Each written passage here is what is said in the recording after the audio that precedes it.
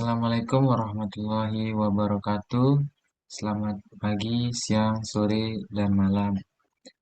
Kami di sini kelompok kecerdasan buatan ingin mempresentasikan tugas besar dari kelompok kami yang berjudul klasifikasi penyakit diabetes menggunakan metode Naïve Bayes.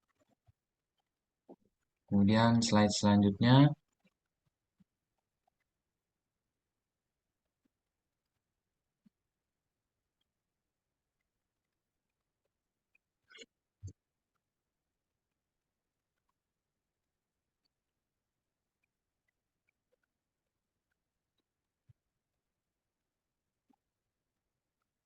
Di sini saya akan memperkenalkan kelompok kami, saya sendiri yaitu Lalu Abdul Ghafur Rahim dengan NIM F1 D021098.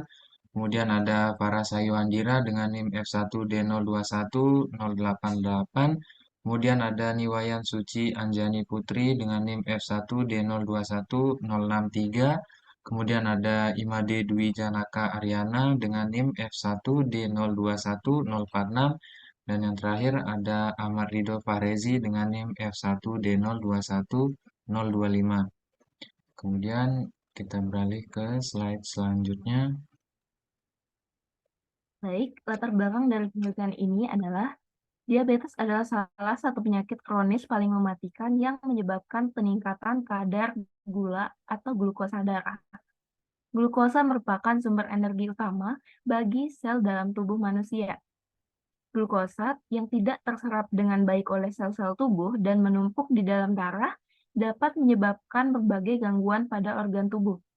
Banyak komplikasi terjadi jika diabetes tidak diobati dan terdeteksi. Menurut riset kesehatan dasar, Riskesdas, bahwa Indonesia mengalami kenaikan diabetes sebesar 6,9% dari total populasi di atas umur 15 tahun.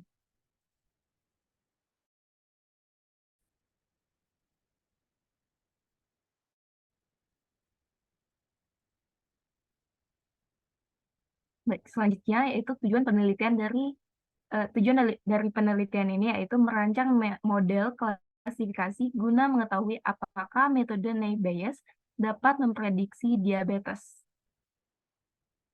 Lanjut.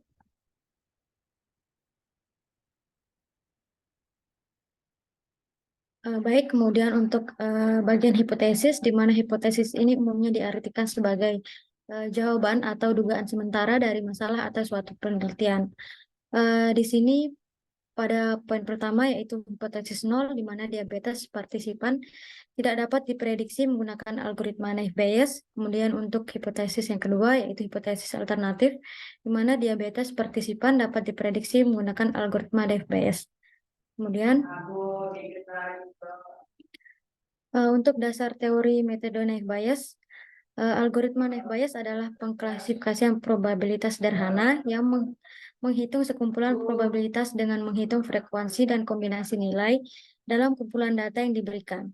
Klasifikasi menggunakan Naïve Bayes dapat menghasilkan akurasi yang tinggi dan cepat ketika dipublikasikan pada data yang besar serta mudah dalam penerapan.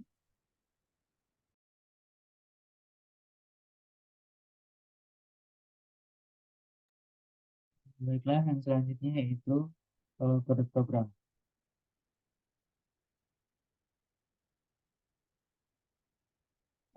Baiklah, untuk kode programnya di sini kami mengimport beberapa library yang digunakan yaitu NumPy, Pandas, Matplotlib, dan Escalan.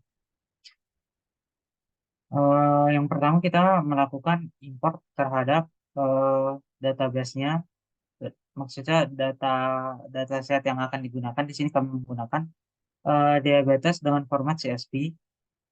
Kemudian ini merupakan tampilan dari 4 tabel pertama, 5 tabel pertama. Kemudian ini untuk deskripsi dari setiap tabelnya.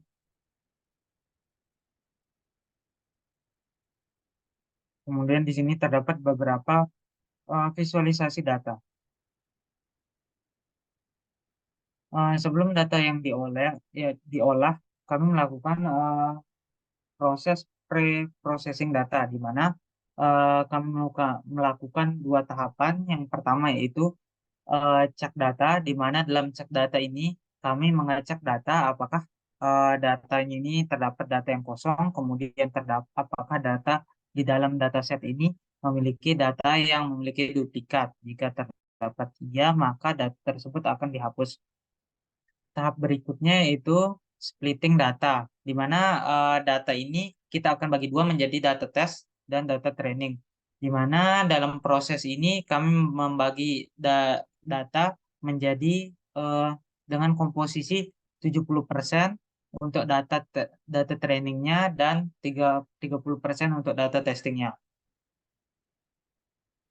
Kemudian kami juga melakukan normality, di mana tujuannya itu untuk menguji apakah dataset yang kami gunakan ini, apakah datanya itu normal atau tidak, di mana kami menggunakan Shapiro test dan mendapatkan hasil p-value di bawah satu, yang membuktikan bahwa data tersebut adalah normal.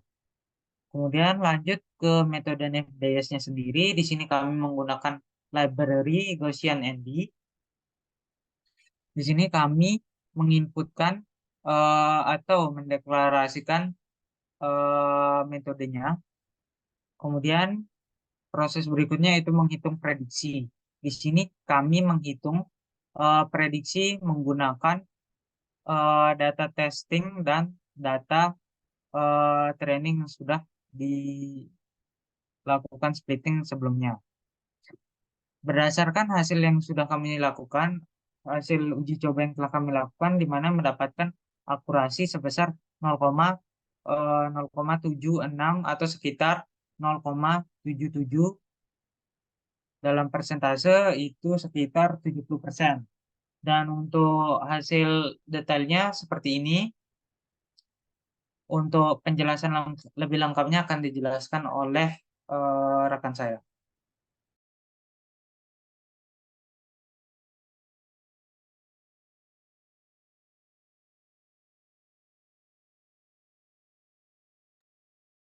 Baik, dari hasil pengujian metode tadi, kita mendapatkan true positif orang menderita diabetes dan prediksi diabetes adalah 128, true negatif orang yang tidak menderita diabetes dan diprediksi non-diabetes adalah 21, false positif atau orang tidak menderita diabetes tetapi diprediksi diabetes adalah 33, dan negatif palsu, orang menderita diabetes tetapi diperkirakan tidak menderita diabetes adalah 49.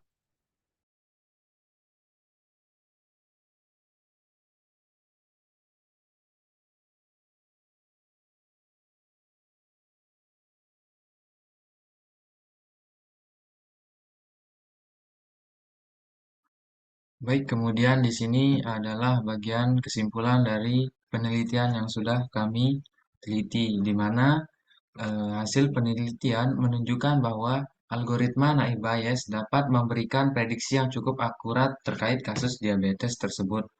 Meskipun ada kemungkinan adanya false positif dan false negatif, pentingnya pemilihan fitur yang tepat serta pre-processing data yang baik juga disoroti untuk meningkatkan performa model dalam memprediksi kasus diabetes.